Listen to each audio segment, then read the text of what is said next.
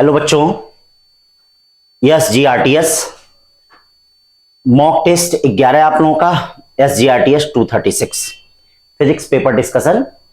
आज का पेपर आपने दिया। पेपर सारे पेपर दे रहे हैं, आप लोग अच्छे से दे रहे हैं और इसका रिजल्ट भी अच्छा होगा। इसी तन्मयता के साथ, इसी लगन के साथ आप टेस्ट देते रहिए, घर पे एनालिसिस करते रहिए, चीजों को रिवाइज करते रहिए, छोटी छोटी चीजों को पढ़ते रहिए। ध्यान दीजिए, देखिए जब सिलेबस बड़ा होता है तो बड़ी चीजें नहीं पढ़ते हैं, छोटी चीजें पढ़ते हैं। रिवीजन पे ज्यादा फोकस करिए, जितना हो सके रिवीजन। जो चीज आ रहा है तो उसको ये मत कहिए कि मुझे आ रहा है, उसको पढ़िए, फिर उसी में से क्वेश्चन निकलेगा। ठीक है ना? तो आइए चलते हैं, शुरू करते हैं। पहला क्वेश्चन, तो पहला क्वेश्चन बेटा आपका किससे है? हाँ, ये देखिए आपके प्रैक्टिकल टॉपिक से रिलेटेड है। प्रैक्टिकल टॉपिक आपका जो होता है, तो प्रैक्टिकल टॉपिक से रिलेटेड आपका पहला question, student measure the diameter of small steel ball using screw gauge of least count. Least count screw gauge का दे दिया है, ठीक है, लीस्ट काउंट दे दिया है। The main scale reading is 5 millimetre. ये देखिए मेन स्केल रीडिंग कितना है, और 25 division of the circular scale coincide with the reference level of the main scale. Screw gauge है, जीरो एरर इतना। The correct diameter of ball कह रहा है, यही तो कहा जा रहा है। तो डायमीटर ऑफ बॉल क्या हो जाएगा? ये देखिए जो डायमीटर ऑफ बॉल होता है वह कितना हो जाएगा? डायमीटर ऑफ बॉल के लिए ये क्या होता है? MSR main scale reading plus n into least count, मतलब CSR सर्कुलर रीडिंग, और माइनस क्या होता है? जीरो एरर होता है। यूनिट का खास ध्यान देखेंगे। MSR कितना है? MSR जो दिया है वो 5 मिलीमीटर, तुरंत उसको सेंटीमीटर में बदलिए। 0.5 प्लस n कौन सा डिवीजन कौन साइड कर रहा है? 25। लीस्ट काउंट कितना दे दिया है? 0.001 दे दिया है। जीरो एरर कितना दे दिया है? माइनस माइनस क्या हो जाएगा? प्लस 0.004। ये सब सेंटीमीटर में आएगा। इस सबको सॉल्व कर लीजिए, फर्स्ट आ जाएगा। ठीक है बेटा, तो ध्यान दें, फार्मूला ध्यान दें। फिर दूसरा क्वेश्चन देखिए, बड़ा अच्छा क्वेश्चन है। Simple pendulum period T has the metal Bob which is negatively charge. देखिएगा एक सिंपल पेंडुलम है, इस पे कौन सा चार्ज है? नेगेटिवली चार्ज है। देखिए नेगेटिवली चार्ज है। Allow to oscillate above a positive charge metal plate. ये देखिए पॉजिटिव चार्ज मेटल प्लेट है, मतलब इस पे कैसा चार्ज है बेटा? Plus plus plus plus. ये देखिए पॉजिटिव मेटल, इस पे कैसा चार्ज है? प्लस। इट्स पीरियड विल, इसका पीरियड क्या होगा? ठीक है, तो अब ये देखिए जरा, ये माइनस है ये प्लस है, तो इनके बीच अट्रैक्टिव फोर्स लगेगा। इसका मतलब इसका mg भी नीचे होगा और इनके बीच में फोर्स भी नीचे होगा। इसका मतलब इफेक्टिव ग्रेविटी की वैल्यू देखिए बढ़ जा रही है, मतलब नेट फोर्स क्या हो जा रहा है? mg डैश प्लस f हो जा रहा है। इसका मतलब इफेक्टिव ग्रेविटी बढ़ गई, तो आप जानते हैं T इनवर्सली प्रोपोर्शनल टू क्या होता है? √g होता है। तो जब इफेक्टिव ग्रेविटी बढ़ जाएगी तो टाइम पीरियड क्या हो जाएगा? घट जाएगा, यानी बी लेस देन टी हो जाएगा। Be less than T, important question है। फिर चलते हैं, इसमें देखिए क्या कर रहा है। A specimen of silicon is the made of p-type semiconductor. For this one atom of indium on average is doped by इतना, मतलब एक एटम इससे डोप हो रहा है। If the number of density of silicon per meter cube दिया है, per meter cube, then the number of acceptor atom per centimeter cube. तो अब नंबर ऑफ एक्सेप्टर एटम के लिए क्या करना पड़ेगा? नंबर डेंसिटी ऑफ सिलिकॉन, और डोपिंग कितने की हो रही है? 5 × 10⁻⁷ की हो रही है। तो नंबर ऑफ एक्सेप्टर एटम, देखिए नंबर ऑफ एक्सेप्टर एटम क्या हो जाएगा? 5 × 10⁻, देखिएगा आंसर आपको पर सेंटीमीटर क्यूब में चाहिए, तो 5 × 10⁻28 को एटम पर सेंटीक्यूब में बदलेंगे तो 10⁻22 आ जाएगा। केयर करिएगा, यहाँ केयर जरूर करना है भाई। क्वेश्चन आसान होते हैं, एनसीईआरटी का क्वेश्चन है। क्वेश्चन आसान होते हैं, गलत भी होते हैं, और हो सकता है मैं भी इस साल इस टाइप का क्वेश्चन आ भी जाए। 5 × 10⁻22 अपॉन कितना हो गया? ये देखिए अपॉन क्या हो गया? 5 × 10⁻17। ठीक है ना भाई? तो 7 तो 5 कट गया, 1 × 10 कितना आ गया? 15 आ गया। ये आपका आ जाएगा। ठीक है ना? तो यहां देखिए फिर 4 क्वेश्चन में क्या कहा जा रहा है? A person of mass 60 inside lift of mass इतना, लिफ्ट क्या जा रही है? ऊपर की तरफ जा रही है। तो आप जानते हैं लिफ्ट अगर ऊपर की तरफ जाती है तो टेंशन T इक्वल टू क्या होता है? mg + a होता है। ये देखिए अगर लिफ्ट ऊपर की तरफ जाती है तो tension T equal to mg + a होता है। ये देखिए लिफ्ट अगर ऊपर की तरफ जा रही है तो tension T equal to M G plus A होता है। ध्यान दीजिएगा, एम भी पता है, जी भी पता है, ए भी पता है, सब कुछ रख दीजिए, 4 आ जाएगा। छोटे छोटे क्वेश्चन, इसी टाइप के क्वेश्चन बनते हैं बेटा कुछ अलग नहीं। फिर देखिए क्या कर रहा है, constant volume temperature of cylinder is increase, then constant volume temperature of cylinder is increase. हाँ, मतलब कांस्टेंट वॉल्यूम पे टेम्परेचर ऑफ सिलेंडर क्या हो गया, इंक्रीज हो गया। तो अब क्या हो जाएगा, अगर कांस्टेंट वॉल्यूम है, टेम्परेचर इंक्रीज कर रहे हैं, तो कोलिजन फ्रीक्वेंसी विल इंक्रीज होगी, मतलब कोलिजन करने की जो दर होगी वह क्या है, इंक्रीज कर जाएगी। ठीक है, कोलिजन पे जरूर इफेक्ट पड़ेगा। 5 के बाद 6 देखिए क्या कह रहा है, बड़ा अच्छा question. A parallel beam of monochromatic light of wavelength 5000 angstrom incident normally on a single narrow slit of width 0.01 millimetre. Width कितना दिया है, 0.01, और ये देखिए वेवलेंथ कितना है ये। ठीक है, the first minima will be formed by the angle of diffraction. तो साइन थीटा इक्वल टू कितना हो जाएगा, लैम्डा बाई ई हो जाएगा। ये देखिए लैम्डा बाई ई, लैम्डा आपको पता ही है, ई विड्थ है, ये लैम्डा पता है आपको। इन सबको रखेंगे तो इसकी वैल्यू 1/2 आएगी, और 1/2 का मतलब 30 डिग्री। फिर देखिए 6 के बाद 7 देख लीजिए क्या है, बड़ा अच्छा क्वेश्चन ये भी है। The acceleration due to gravity on planet A is 9 times the acceleration due to gravity on the planet B. A man jump to height of 2 metre on the surface of planet A, what is the height of same jump on the planet B. तो आप जानते हैं कि यहां पे H equal to क्या होता है, यू स्क्वायर अपॉन 2g होता है। ठीक है, यानी कहने का मतलब क्या है, h1 g1 इक्वल टू क्या हो जाएगा, h2 g2 हो जाएगा। ठीक है, तो कह रहा है कि the acceleration due to gravity on planet A is 9 time acceleration due to gravity of planet B, मतलब ए का 9 टाइम है। ये देखिए ए का 9 टाइम है, चलिए भाई ए का 9 टाइम है एक्सेलरेशन ड्यू टू ग्रेविटी, और कितनी हाइट कूद रहा है, 2, इसकी ग्रेविटी उसकी कितनी है, 9 टाइम। h2 कितना होगा, जी कट गया, यानी h2 इक्वल टू कितना हो जाएगा, 18 मीटर कूदेगा। कितना, 18 मीटर कूदेगा। ठीक है, 7 8 पे चलते हैं। 8 क्या कर रहा भैया, बहुत सिंपल वन लाइनर क्वेश्चन ही बेटा। अब इधर मिलेंगे 2 4 5 टेस्ट तक, जितने हैं एक लाइन वाले क्वेश्चन। हाँ, एक लाइन वाले क्वेश्चन आपको यहाँ पे मिलेंगे, एक लाइन वाले क्वेश्चन, ये ध्यान दीजिएगा। एक लाइन जो क्वेश्चन है, जितना एक लाइन ऑनलाइनर क्वेश्चन है वही मिलेगा, तो ताकि आप अब अपनी स्पीड देख लीजिए, और इसी पैटर्न का आपका नीट का पेपर आएगा। हाँ, इससे कठिन नहीं आएगा आपका। इधर जितने भी 2 4 10 पेपर होंगे बेटा इसी तरह से होंगे, 1 2 क्वेश्चन कठिन रहेंगे, बाकी सब एक लाइन। और पूरा एकदम कोशिश करो 40 प्लस करें। फार्मूलों को घर जाके फिर लिख लिया करो, जिनका नहीं आ रहा। हर पेपर का एक काम करो, खाली कुछ ना करो, फार्मूला लिख लो। जैसे 50 क्वेश्चन है, 50 फार्मूला लिख लो, ज्यादा समय नहीं लगेगा, 15 मिनट लगेगा। ठीक है, फार्मूला लिख लो, फिर अगले पे फार्मूला, वो देखो रिवीजन का तुम्हारा काम कर जाएगा, जितने मॉडल टेस्ट पेपर हुए हैं, और लगभग उसी से मैक्सिमम चीजें आपकी आ भी जाएंगी। फिर कह रहा था displacement x of a particle performing SHM in related to time. ये देखिए रिलेटेड टू टाइम, ये related to time x equal to 0.05 cos 4 pi t plus pi by 4। The frequency of motion will be, frequency of motion क्या होगा, 0.05 cos 4 pi t plus pi by 4। The frequency of motion will B.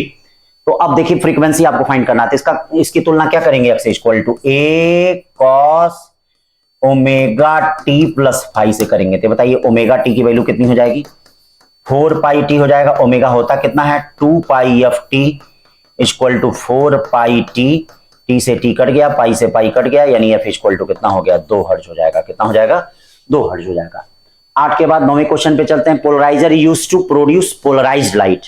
ठीक है, the wettability angle of contact के कारण होता है, याद रखिएगा, सरफेस टेंशन नहीं, एंगल ऑफ कॉन्टैक्ट के कारण होता है। हाँ, ये चेक केयर करिएगा। फिर क्या कर रहा है 11 question, a wheel has angular acceleration 3 radian per second square and its an initial angular speed 2 radian per second in a time of 2 second, in a time of it has rotate through an angle, कितना घूमेगा, तो इसके लिए फिर वही काम, theta equal to क्या करेंगे, ओमेगा नॉट टी और प्लस हाफ अल्फा टी का स्क्वायर करेंगे। देखिएगा theta equal to omega naught t plus half alpha t का स्क्वायर करेंगे। ओमेगा नॉट दिया है, टी दिया है, हाफ दिया, अल्फा दिया, टी दिया है, सब कुछ रख लीजिए, आ जाएगा यहाँ पे। ठीक है, फिर उसके बाद चलते हैं डायमेंशन ऑफ जी कर ही लेंगे। ये देखो बड़ा प्यारा क्वेश्चन है, आ सकता है इस टाइप का क्वेश्चन। करा x equal to a cos omega t है, तो किसके किसके बीच, एक्सिलरेशन और टाइम के बीच का ग्राफ आपको फाइंड करना है। तो एक बार इसका डिफरेंशिएशन तुम लोग करोगे, v इक्वल टू क्या आएगा, a omega minus a omega sine omega t आएगा। एक बार और डिफरेंशिएशन करोगे तो क्या आ जाएगा, minus a omega square cos omega t आएगा। क्या आएगा इसका differentiation, a equal to minus a omega square cos omega t आएगा। अब देखो इसका जो ग्राफ होगा वह किसका ग्राफ होगा बेटा, एक्सेलरेशन और टाइम के बीच माइनस कॉस का ग्राफ होगा। देखिए माइनस कॉस कहीं दिख रहा है, जरूर दिख रहा होगा, माइनस कॉस का ग्राफ, एक्सेलरेशन और टाइम ही ना बोल रहा है, तो इसका जो ग्राफ होगा वो क्या है 1 2 3 4 13 का डी दे रहा है क्या इसमें, एक बार फिर पढ़ लेते हैं correctly. Variation of A with time, x दिया है तो एक्स को चेंज किया साइन में, ए माइनस कॉस ओमेगा टी आएगा। तो माइनस कॉस ओमेगा टी का ग्राफ जो होगा बेटा 2 वाला होगा, ये होगा। इसमें करेक्शन है लग रहा है, हाँ करेक्शन है, करेक्शन बता दिया जाएगा, ठीक है ना। तो 13 का 2 लग रहा है, ठीक है ना, हाँ कहीं और कोई, हाँ सही है। तो एक्सीलेशन हो रही है, तो ऑसिलेशन भी दिया है, सब कुछ दिया है, तो करेक्शन है, करेक्शन हो जाएगा। फिर 14 में देख लीजिए, 14 क्या दे रहा है बेटा, a plane polarized light coming out of polarizer with intensity I naught enter analyzer kept an angle 45 degree, what will be intensity। तो इसके लिए फार्मूला जानते हैं, एकदम इसी तरह का क्वेश्चन बनेगा, I transmission equal to I naught cos square कितना बनेगा थीटा, ठीक है, I naught cos square theta. अब ये देख लेना, plane polarized light coming out of polarizer with intensity I naught, clear करना, ये अनपोलराइज्ड लाइट की इंटेंसिटी नहीं है, ये पोलराइज्ड लाइट की इंटेंसिटी है, ठीक है ना बेटा, पोलराइज्ड लाइट की है। तो I naught cos square theta, unpolarised आता तो आई नॉट बाई 2 हो जाता, आई नॉट। अब cos square 45 degree, cos square 45 degree का मतलब आई नॉट बाई कितना हो गया, 2 हो गया, आई नॉट बाई 2 हो गया। फिर उसके बाद 15 पे चलते हैं। 15 क्या कर रहा है, देखो बड़ा अच्छा क्वेश्चन है, करा 3 sound wave of equal amplitude है इतना इतना, that superimpose the number of beats per second will be. अब देखो इस टाइप के क्वेश्चन के लिए क्या करते हैं, जैसे देखिए 2 होते हैं तब तो हम कोई बात नहीं है, 2 फ्रीक्वेंसी का डिफरेंस हम निकाल लेते हैं। जैसे 2 फ्रीक्वेंसी होती है तो हम लोग कुछ नहीं करते हैं, फ्रीक्वेंसी का डिफरेंस निकाल लेते हैं। लेकिन अगर मान लीजिए 3 है अगर, तो इनके लिए हम क्या करते हैं, तो इनके लिए हम देखिए पहले 2 का हम डिफरेंस निकालेंगे, n माइनस और 1 का। तो n माइनस पहले ऐसे ऐसे बना लेते हैं, n माइनस 1 n और n प्लस 1 बना लेते हैं। तो इन 2 का पहले डिफरेंस निकालेंगे तो कितना आएगा 1। अब इनका डिफरेंस निकालते हैं तो कितना आएगा 1, फिर इनका डिफरेंस निकालते हैं तो इनका डिफरेंस निकालते हैं 2। अब जरा 1 को देख लेते हैं, 1 को कैसे लिख सकते हैं, 1 को लिखने का तरीका है 1 into 1, इस 1 को लिखने का तरीका है 1 into 1, 2 को लिखने का तरीका है 1 into 2। अब इन तीनों में कॉमन कौन है, ये देखिए इन तीनों में कॉमन कौन है, 1, तीनों में कॉमन कौन है 1, तीनों में कॉमन कौन, जिसको कॉमन, जो तीनों में कॉमन होता है उसको हम 1 मानते हैं। ये तीनों में कॉमन है, इसको हम क्या मानेंगे 1। अब ये एक डिफरेंट है, ये देखिए ये तीनों समान है, मतलब ये तीनों की आवाज 1 होगी, मतलब 1 बीट सुनाई देगा। तो ये तीनों कॉमन हो गया, और ये डिफरेंट कौन है 2, तो 1 इसको और 1 इसको, मतलब इसको क्या लिखेंगे 2 लिखेंगे, यानी 2 बीट पर सेकंड सुनाई देगा। कितना बीट पर सेकंड सुनाई देगा 2, ठीक है। तो ध्यान दीजिएगा 16 क्वेश्चन क्या कहा जा रहा है भैया, system change from state P1 V1 to P2 V2 as shown in the figure, what will be the work done by the system, work done by the system. तो अब इसमें क्या करेंगे भैया, अगर यहां से यहां तक सिस्टम हो रहा है, ये देखिए प्रेशर वॉल्यूम ग्राफ है, हमेशा याद रखिए जो परपेंडिकुलर हम गिराते हैं वॉल्यूम ग्राफ पे गिराते हैं, किस पे गिराते हैं, मतलब परपेंडिकुलर किस ग्राफ पे रहता है, वॉल्यूम ग्राफ पे। तो यहां से परपेंडिकुलर हम गिराएंगे, ये देखिए वॉल्यूम ग्राफ पे गिराएंगे, ये वॉल्यूम ग्राफ पे हमने परपेंडिकुलर गिराया, चलिए भाई वॉल्यूम ग्राफ पे परपेंडिकुलर गिराया। तो ये जो एरिया होगा बेटा, ये एरिया, इसी एरिया को हम क्या कहेंगे, वर्क डन कहेंगे। अब इसका एरिया क्या हो जाएगा, half sum of parallel side. Parallel side का मतलब ये देखिए क्या हो गया 1 into 10⁵ प्लस ये देखिए यहां से यहां तक कितना हो गया 5 into 10⁵ into perpendicular distance, perpendicular distance 5 में से 1 गया, कितना बचेगा 4। सॉल्व कर लीजिए, सॉल्व कर लेंगे तो ये 16 का क्या हो जाएगा C। 16 के बाद 17 चलते हैं, देखते हैं क्या करा है, the dimension of physical quantity given by, then the physical quantity will be, यानी ये फिजिकल क्वांटिटी कौन सी है, क्या है, देख लीजिए, dimension of physical quantity are given by m पे A, L पे B, T पे C, then the physical quantity will be, कौन सी इसमें फिजिकल क्वांटिटी है, क्या है, ठीक है भाई, देख रहे हो कौन सी इसमें फिजिकल क्वांटिटी है। Force if A equal to 0, B equal to -1, C equal to -2, pressure, ठीक है, क्या है इसमें। तो भैया अब देख लीजिए इसमें क्या होगा, प्रेशर का क्या होता है, प्रेशर का आप जानते हैं ml-1 T⁻⁻2 होता है। तो जिसमें A इक्वल टू 1 हो, B इक्वल टू -1 हो, ठीक है, देख लीजिए सबका अलग अलग है अपना। तो इसमें क्या आ रहा है, प्रेशर आ रहा है, ये भी सिंपल क्वेश्चन है, कर सकते हैं आप। 17 के बाद 18 देखिए, बड़ा प्यारा क्वेश्चन है। 80 gram of water at 30 degree centigrade produce on a large block of ice at 0 degree centigrade, the mass of ice that melt. तो इसमें हीट गिवन इक्वल टू क्या हो जाएगा, heat given equal to ml के बराबर हो जाएगा। तो कितना हो जाएगा भैया, यम, ठीक है, यम 80 ग्राम ऑफ वाटर है, specific heat capacity 1 into 30 minus 0 का मतलब 30, और ये देखिए ये क्या हो जाएगा, m डैश यल हो जाएगा। m कितना दिया है, 80 ग्राम दिया है, ये 1 दिया है, इंटू 30 दिया है, m डैश कितना हो जाएगा फाइंड करना है, यल कितना है 80 कैलोरी पर ग्राम है, यहां से फाइंड कर दीजिए। m इक्वल टू कितना हो जाएगा, m इक्वल टू 30 ग्राम हो जाएगा। बड़ा प्यारा क्वेश्चन है। 18 के बाद 19 क्वेश्चन चलते हैं। Velocity of light glass whose refractive index इतना, also in the certain known liquid velocity of light found to be इतना, द रिफ्रैक्टिव इंडेक्स। तो आप जानते हैं एक मीडियम से दूसरे मीडियम में जाने में फ्रीक्वेंसी कांस्टेंट रहती है, यानी n dash equal to n। तो n डैश का मतलब क्या होता है, फ्रीक्वेंसी का मतलब क्या होता है, c equal to f by lambda, sorry frequency क्या होती है, फ्रीक्वेंसी होती है c equal to f lambda, यानी f equal to c by lambda. देखिए c बाई लेमडा हो जाएगा, ठीक है, c बाई लेमडा। लेमडा से रिलेटेड है क्या है, velocity of light found to be ना, the refractive index of liquid will be. तो पहले में कितना है 1.5 है, तो n dash equal to c by lambda. इसमें क्या हो जाएगा भैया, मतलब वही v बाई लेमडा लिख लीजिए, आप नहीं इसको लिखना चाहते हैं v बाई लेमडा लिख सकते हैं, ठीक है। इसको भी क्या लिख सकते हैं, ये देखिए इसको भी आप क्या लिख सकते हैं, ये v dash by lambda dash हो गया, ये v बाई क्या हो गया, लेमडा हो गया। मतलब एक मीडियम से दूसरे मीडियम में जाने पे फ्रीक्वेंसी क्या है, कांस्टेंट रहती है, ठीक है। और आप ये भी जानते हैं म्यू इक्वल टू क्या होता है, ये देखिए म्यू इक्वल टू क्या होता है, c बाई v होता है, ठीक है भाई। तो μ1 बाई v1 इस तरह से कर सकते हैं, मान लीजिए इस तरह से मत करिए, μ2 equal to c by v2। भाई फार्मूलों को कौन सा आप अप्लाई करेंगे यही आप पे डिपेंड करता है। तो ये देखिए μ1 अपॉन μ2 इक्वल टू क्या हो जाएगा, v2 अपॉन कितना हो जाएगा v1, इस तरह से कर दीजिए, इसको रहने दीजिए। जब वेवलेंथ रहता तब जाके कैसे करते, तो देखिएगा इस तरह का क्वेश्चन अच्छा होता है। अब आप यहां पे कर सकते हैं।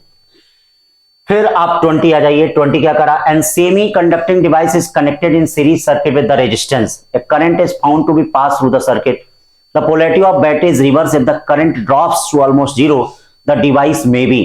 तो डिवाइस पीएन जंक्शन हो सकता है भाई, हो सकता है कि अगर करंट ड्रॉप हो जा रहा है तो इसका मतलब रिवर्स बाइस में करंट को ड्रॉप भी कर देता, मतलब करंट को रोक देता है। तो क्या हो सकता है, वो पीएन जंक्शन होगा। P type semiconductor electrically neutral होता है, ठीक है। तो ये क्या हो सकता है, पीएन जंक्शन होता है। पीएन जंक्शन के अंदर ही ये काम है, क्योंकि जेनर डायोड उसी पे बेस्ड होता है। फिर देखिए 21 क्वेश्चन क्या करा, इलेक्ट्रिक पोटेंशियल, ठीक है, किसके कारण, डाइपोल के कारण। आप जानते हैं डाइपोल के कारण inversely proportional to r square होता है। तो तीसरा क्या करा है, मैंने इसको क्लास में भी बताया, कई बार बताया, बहुत इंपॉर्टेंट है। किसी भी सर्कुलर रिंग की अगर लंबाई कांस्टेंट है और उसके कई नंबर ऑफ टर्न्स करते हैं तो सेंटर पे magnetic field n square time बढ़ जाएगी, centre magnetic field n square time बढ़ जाएगी। फिर ये देखिए 23, from the graph between I and voltage V shown below, identify the portion corresponding to negative resistance. आपको नेगेटिव रेजिस्टेंस बताना है। तो ये देख लीजिए नेगेटिव रेजिस्टेंस इसमें क्या है भैया, नेगेटिव रेजिस्टेंस का मतलब जिसका स्लोप नेगेटिव होगा। ये देखिए CD का स्लोप इसमें नेगेटिव लग रहा है, क्यों भैया, इसका लग रहा है CD का, I और V के बीच का ग्राफ है। तो यहां देख लीजिए द नेगेटिव रेजिस्टेंस, तो CD यहां पे होगा, कौन होगा, हाँ CD होगा। फिर उसके बाद 24 देख लीजिए, 24 क्या कर रहा है, work done to increase the size of soap bubble. देखिएगा छोटे छोटे क्वेश्चन हैं, इसी टाइप के क्वेश्चन आएंगे, T इंटू 2 डेल्टा ए या T इंटू 2 डेल्टा ए, ठीक है। ये क्या हो जाएगा, 2 4 पाई R2 का स्क्वायर माइनस R1 का स्क्वायर। ये देखिए R2 का स्क्वायर माइनस R1 का स्क्वायर, T 4 पाई R2 का स्क्वायर माइनस R1 का स्क्वायर, यानी कितना हो जाएगा 8T पाई R2 का स्क्वायर माइनस R1 का स्क्वायर हो जाएगा। सब कुछ रख दीजिए यहां, सारी चीजें रख दीजिए, आ जाएगा। सोप बबल में याद रखिएगा डबल सरफेस एरिया लेते हैं। Particle of mass m impulse, impulse क्या होता है, चेंज ऑफ मोमेंटम होता है, चेंज ऑफ मोमेंटम। तो अब देखना इसमें अक्सर कंफ्यूजन होता है इसमें और इसमें। तो यहां देखिएगा ये मॉड वैल्यू नहीं लेते हैं, वेलोसिटी का साइन हम लेते हैं। जैसे अगर इधर टकरा के वेलोसिटी प्लस है और टकरा के इधर आ रही है तो माइनस हम लेंगे, तो इसीलिए मैग्नीट्यूड नहीं, हम साइन कंसीडर करते हैं। अब देखिए कई बच्चे हो सकता है फर्स्ट और फोर्थ में क्या है कंफ्यूज हुए होंगे, तो फर्स्ट नहीं सही है, फोर्थ वाला सही है। इसमें कौन सा सही है, फोर्थ वाला सही है। ठीक है ना, ये ध्यान दीजिएगा, क्योंकि हम उसमें देखिए टकरा के जब वापस आता है तो उसका साइन हम लेते हैं नेगेटिव, तो इसीलिए ये वेक्टर साइन है। अब देखिए light of wavelength 4000 angstrom incident on sodium surface for which the threshold wavelength इतना, the work function of sodium, तो वर्क फंक्शन ऑफ सोडियम आपको निकालना है। तो light of wavelength 4000 angstrom incident on sodium surface which has threshold wavelength इतना, तो threshold wavelength के लिए W नॉट इक्वल टू कितना हो जाएगा, HC अपॉन लैम्डा नॉट, यानी 12400 अपॉन 5420, इसको डिवाइड कर देंगे आपका क्या आ जाएगा 1.14, ठीक है ना भाई, ये ध्यान दीजिएगा। तो ये आपका यहां पे हो गया threshold wavelength of photo, the work function, तो work function W naught equal to HC upon कितना हो जाएगा, लैम्डा हो जाएगा, ठीक है ना, HC अपॉन लैम्डा 1.1 नहीं सॉरी 1.1 नहीं आ रहा है, सॉरी ये 5 करीब, हाँ 2.29 इलेक्ट्रॉन वोल्ट। फिर देखिए 27 क्या कर रहा है, the sound of wavelength lambda travelling in the medium speed v metre per second enter into another medium where speed 2v, wavelength of sound wave in the second medium. तो ये बताइए frequency तो कांस्टेंट रहेगी, तो आप क्या करेंगे, पहला काम v equal to frequency constant रहेगी f लैम्डा, अब वेलोसिटी 2v हो गई, फ्रीक्वेंसी f ही रहेगी, वेवलेंथ लैम्डा डैश है, तो यहां क्या हो जाएगा 2 लैम्डा हो जाएगा, ठीक है ना। एक मीडियम से दूसरे मीडियम में जाने पे फ्रीक्वेंसी कांस्टेंट होती है। फिर कह रहा है man sitting on the folded hands on the revolving table suddenly stretch his arm, तो अगर स्ट्रेच आर्म करेगा तो ये बताओ आर बढ़ेगा तो आई बढ़ेगा, मोमेंट ऑफ इनर्शिया, और मोमेंट ऑफ इनर्शिया बढ़ेगा तो एंगुलर स्पीड उसका डिक्रीज करेगा, ठीक है। तो बी कौन सा होगा इसमें, ये देखिए एंगुलर स्पीड डिक्रीज करेगा, तो 28 का बी। 29 का रहा है set of n equal resistance of value R, ठीक है, set of n equal resistance of value R, each are connected in series to battery of EMF and internal resistance r, n equal resistance है, ठीक है। The current drawn is I, तो ये बताओ I equal to कितना हो जाएगा, set of n equal resistance and value R, E upon कितना हो जाएगा, E upon R plus NR हो जाएगा, क्यों भैया एक ही बैटरी से कनेक्ट है, n रेजिस्टेंस है connected in series, NR plus R हो जाएगा। The current drawn is I, now the n resistors are connected in parallel to the same battery, then the current drawn from battery becomes 10I। अब देखिए अब parallel में जुड़ गया, तो parallel में जुड़ गया तो क्या हो जाएगा, ये EMF तो E रहेगा, इसका इंटरनल रेजिस्टेंस वही रहेगा, और ये R बाई कितना हो जाएगा, n हो जाएगा, R बाई कितना हो जाएगा, n हो जाएगा, R बाई n। तो कह रहा है n की वैल्यू बताइए, n की वैल्यू, तो इसको आप लोग देखिए ऐसे कर सकते हैं, n अपॉन कितना कर सकते हैं, NR प्लस R, देखिए n अपॉन क्या कर सकते हैं, NR प्लस R कर सकते हैं, तो I equal to n upon NR plus R कर सकते हैं। ये देखिए E अपॉन NR को क्या कर सकते हैं, I कट गया तो n की वैल्यू कितनी आ जाएगी 10, यानी n की वैल्यू कितनी हो गई 10 हो गई। 29 के बाद 30 देखिए कह रहा है block of mass 100 slide on the rough horizontal surface, if the speed of block decrease from 10 meters ऊपर द थर्मल एनर्जी, तो जो चेंज ऑफ काइनेटिक एनर्जी होगा वही थर्मल एनर्जी के बराबर होगा, जो चेंज ऑफ काइनेटिक एनर्जी होगा, देखिए जो चेंज ऑफ काइनेटिक एनर्जी हो जाएगा वही थर्मल एनर्जी के बराबर हो जाएगा, मतलब half m v2 square minus कितना v1 का स्क्वायर, ठीक है, ये ध्यान दीजिए, जो चेंज ऑफ काइनेटिक एनर्जी होगा वही थर्मल एनर्जी होगा। फिर इसके बाद चलते हैं, सर्टेन मास ऑफ गैस इतना expand to 81 times the volume under adiabatic condition for the gas then the final temperature, तो इसके लिए आप जानते हैं Tv पे गामा माइनस 1 इक्वल टू क्या होता है, कांस्टेंट, तो T1V पे gamma minus 1 equal to T2V 81 times हो गया, 81V पे गामा माइनस 1 हो जाएगा, 81 पे गामा माइनस 1 है पूरा है। तो अब यहां पे आपको T2 बताना है, तो T2 इक्वल टू क्या हो जाएगा भाई, T1 अपॉन 81 पे गामा माइनस 1, T1 कितना है ध्यान दीजिए, T1 273 केल्विन है, चलो 273 रख दो, 81 गामा कितना है, गामा बेटा 1.25 है, तो 1.25 में से 1 जाता है 0.25 बचेगा, 0.25 का मतलब क्या हो गया 1/4, 81 पे 1/4, 3 3 का 9 3 27 यानी 3 आएगा, यानी 273 अपॉन कितना आ गया 3 आ गया। देखिएगा आंसर केल्विन में आएगा, इसमें आएगा केल्विन में, तो केल्विन को फिर डिग्री सेंटीग्रेड में बदल लेंगे, ठीक है, डिग्री सेंटीग्रेड में बदल लेंगे 2 आएगा।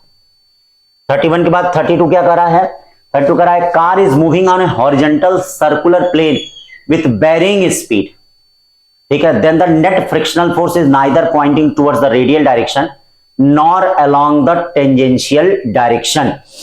ठीक है, क्या कर रहा है, car moving the horizontal circular plane with the varying speed, then the net frictional force is neither pointing towards the radial direction nor along the tangential direction. ठीक है, अब क्या कर रहा है भैया इसमें,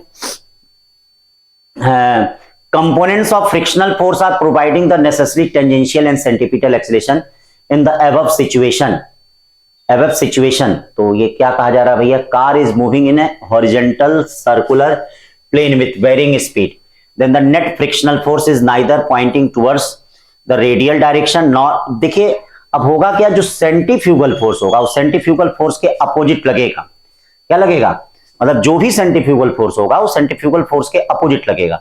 तो मान लीजिए कार अगर मुड़ रही है इस कंडीशन में, ठीक है, कार अगर मुड़ रही है, ये देखिए component of the frictional force are providing the necessary tangential and centripetal acceleration. Tangential, अब ये देखो नॉन यूनि, ये कह रहा हॉरिजॉन्टल सर्कुलर प्लेन, मतलब ये बेरिंग स्पीड है। देखिएगा अगर यूनिफॉर्म सर्कुलर स्पीड होता, हाँ केयर करिएगा, ये नॉन यूनिफॉर्म सर्कुलर मोशन है। कौन सा है, तो नॉन यूनिफॉर्म सर्कुलर मोशन में यहां पे क्या होता है, सर्कुलर पाथ पे दो तरह के फोर्स लगते हैं। एक देखिए, एक आपका क्या लगता है, एफसी लगता है, एक आपका क्या लगता है, एफटी लगता है। ठीक है, देखिए दो तरह के फोर्स लगते हैं। तो अब जो नेट फोर्स होगा वह इधर की तरफ होगा, किधर की तरफ होगा, नेट फोर्स। तो यहां पे यही कहा जा रहा है, then the net frictional force is neither pointing towards the radial direction nor along the tangential direction. तो सही बात है, ठीक है, पहला बात सही कर रहा है। फिर दूसरा, component of the frictional force are providing the necessary tangential and centimetre acceleration in the above situation. तो ठीक है, ये इसको क्या करता है, प्रोवाइड भी करता है। ठीक, तो इसका मतलब फर्स्ट भी सही है, सेकंड भी सही लग रहा है। अब एक्सप्लेनेशन में देख लिया जाए, अब ये एक्सप्लेनेशन किसकी बात कर रहा है, दोनों फोर्स की बात कर रहा है। तो करेक्ट एक्सप्लेनेशन यहां पे ये नहीं लग रहा है, लग रहा है मतलब वो किसकी बात कर रहा है, नेट फ्रिक्शनल फोर्स बात कर रहा है, नहीं लग रहा है। ठीक है ना, तो 32 का बी। अब 33 देख लेते हैं, through which character we can distinguish the light waves from the sound wave. Polarization, बाकी सब चीज दोनों में होता है, पोलराइजेशन होगा। 34, the diode used in the circuit shown in the figure has a constant voltage drop of 0.5 volt at all currents and maximum power rating of 100 milliwatt. What should be the value of resistor R connected in series with the diode for obtaining maximum current?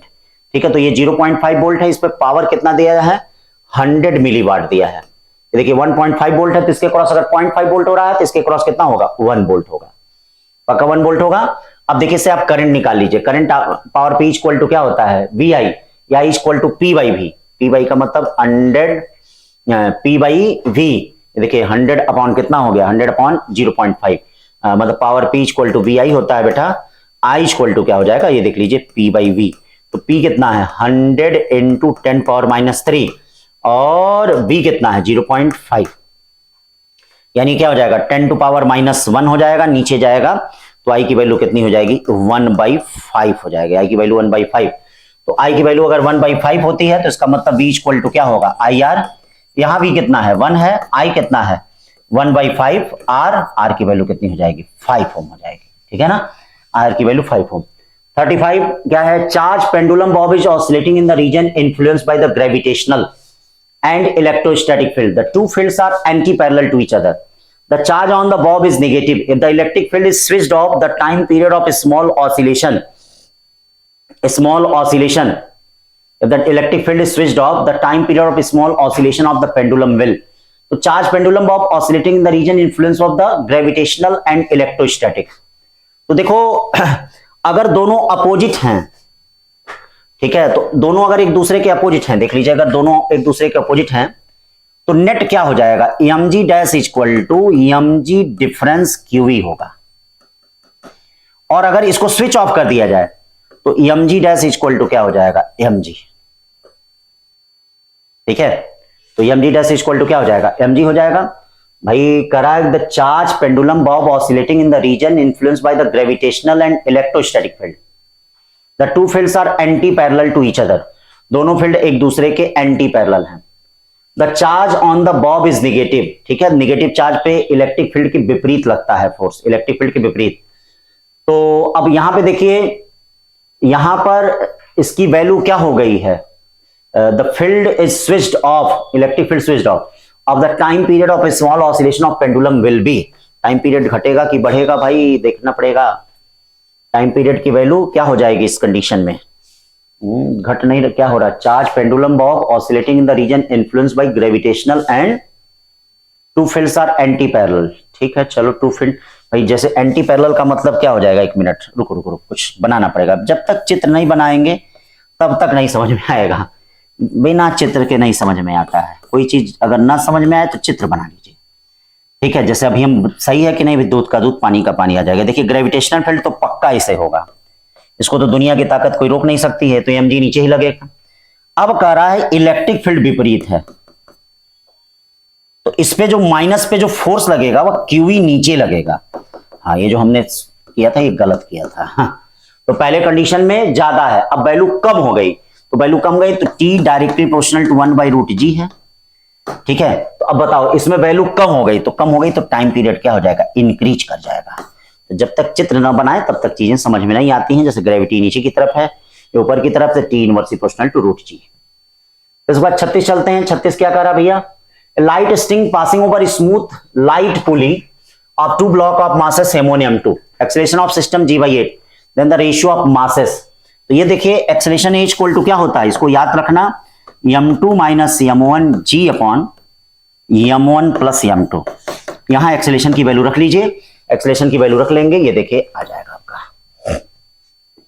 In a series LCR circuit the frequency of 10 volt AC voltage source is adjusted in such fashion that the reactance of the inductor measure 15 ohm and the capacitance 11 ohm, R is equal to 3 ohm, the potential difference across the series combination of L and C। तो ये तब तक potential difference नहीं निकलेगा बेटा जब तक आपका क्या है, करंट नहीं निकलेगा। तो करंट क्या होगा, current IRMS is equal to VRMS upon Z, Z क्या होगा, √R का स्क्वायर और प्लस XL माइनस XC का।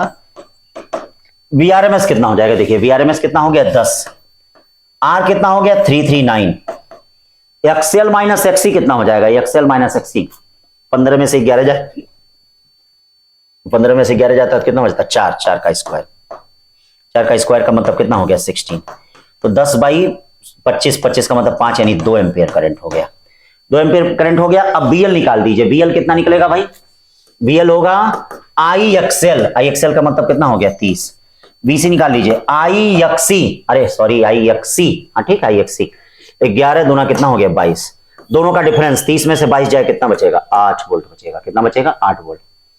37 के बाद 38 पे चलते हैं। 38 क्या करा भैया, ए कार ऑफ मास 1600 kg, ठीक है, बैंड कर्व रेडियस इतना, friction low, the banking angle, the speed of car, तो आप जानते ही हैं इसके लिए छोटा छोटा एकदम फार्मूले वाले क्वेश्चन है बेटा, इनमें बेस्ट करिए, बिना स्ट्रेस लिए टेस्ट को दीजिए।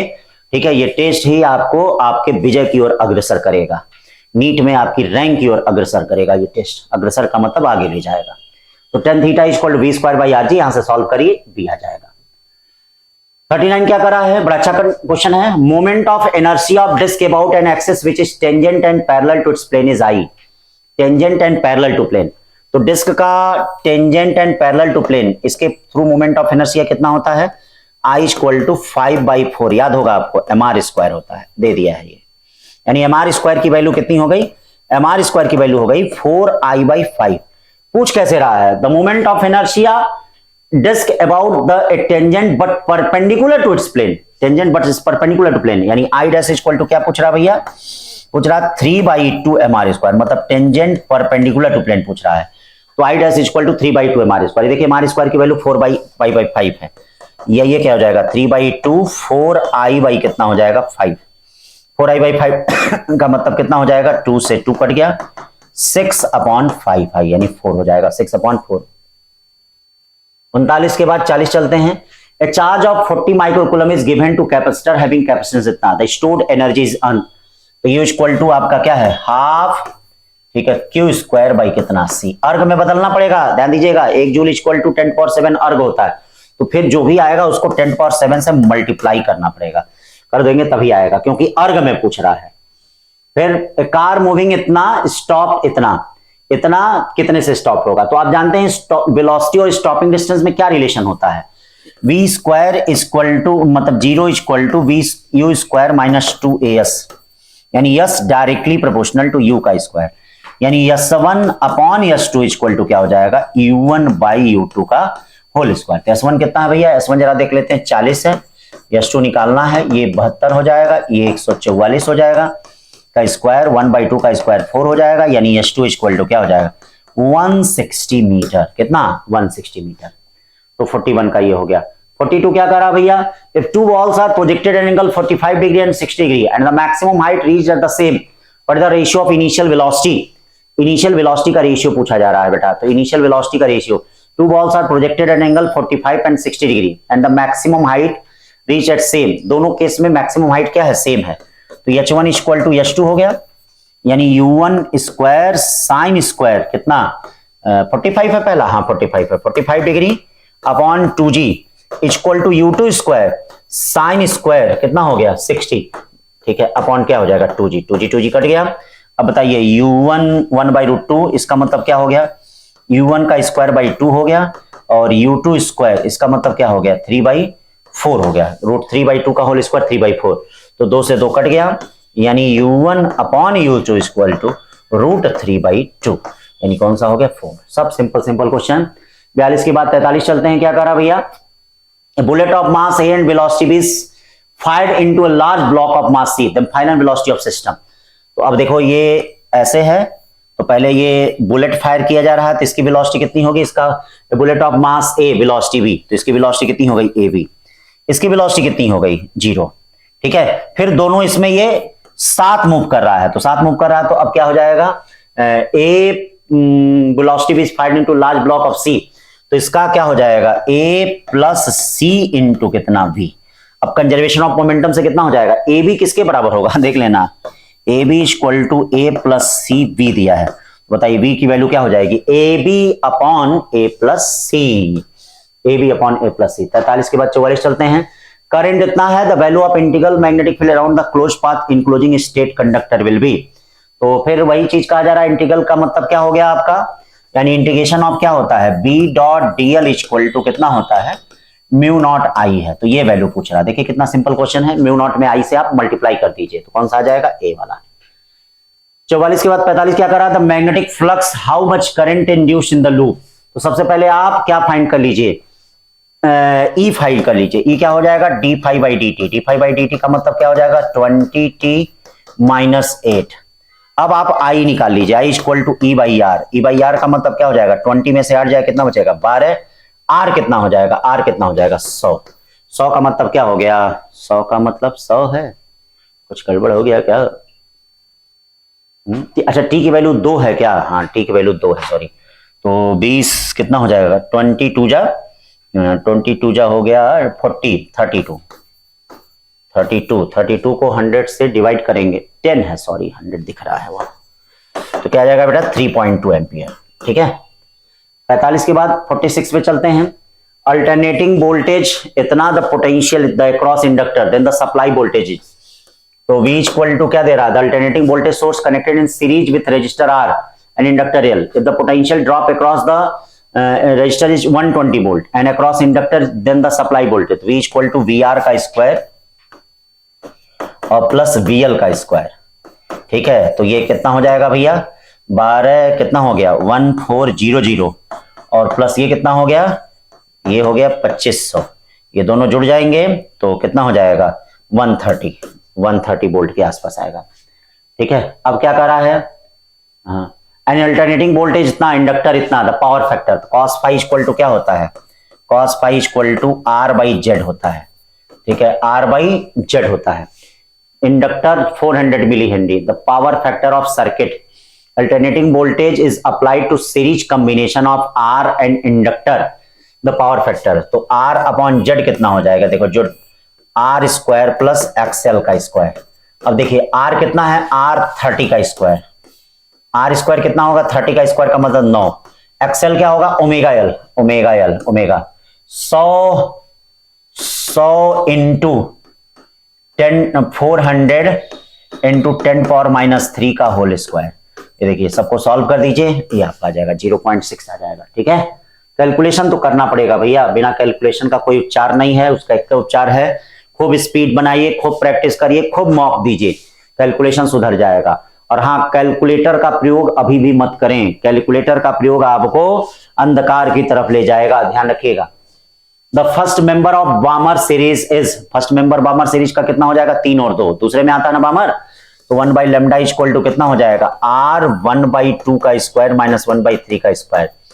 ठीक है, the wavelength of second member of this it series, तो 1 बाई लेमडा, ये 1 by lambda dash equal to R second member का मतलब 1/2 का स्क्वायर माइनस 1/4 का स्क्वायर, ये सेकंड मेंबर हो जाएगा, दोनों को डिवाइड कर दीजिए, आ जाएगा।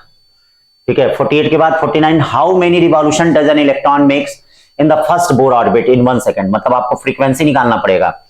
ठीक है, तो फ्रीक्वेंसी निकालने के लिए देखिए क्या करना पड़ेगा, T equal to time period कितना होता है 2 पाई आर। अब थोड़ा सा ये हो गया कैलकुलेशन वाला क्वेश्चन। ठीक है, अब इस टाइप का इतना क्वेश्चन नहीं आएगा भयंकर, लेकिन तब भी एक आध क्वेश्चन देख लीजिए। तो v इक्वल टू क्या होगा, v अपॉन 2 पाई आर, ये देखिए v हो गया v।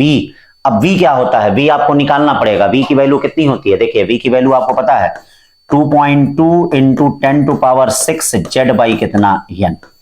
ठीक है, 2 पाई r कितना होता है 0.51 into n square by Z. अब किसके लिए बात किया जा रहा है, देख लीजिए किसके लिए बात किया जा रहा है, ये देखना, ये एंगस्ट्रॉम में होगा, ये मीटर पर सेकंड में होगा, एंगस्ट्रॉम का मतलब इसको 10⁻10 कर लो, क्योंकि यूनिट एक ही है शायद, हाँ पर सेकंड 10⁻10। तो अब देखो किसके लिए बात किया जा रहा है, n की वैल्यू 1 हो जाएगी, हाइड्रोजन के लिए बात किया जा रहा है, फर्स्ट बोर ऑर्बिट है, how many revolution does electron makes in the first Bohr orbit in 1 second. चलो फर्स्ट बोर हाइड्रोजन के लिए ही बात किया जाएगा, तो z इक्वल टू कितना लेते हैं 1, n इक्वल टू क्या लेते हैं 1। अब सबको डिवाइड करेंगे तो जरूर कुछ न कुछ आ जाएगा। ठीक है, ये आ जाएगा आपका।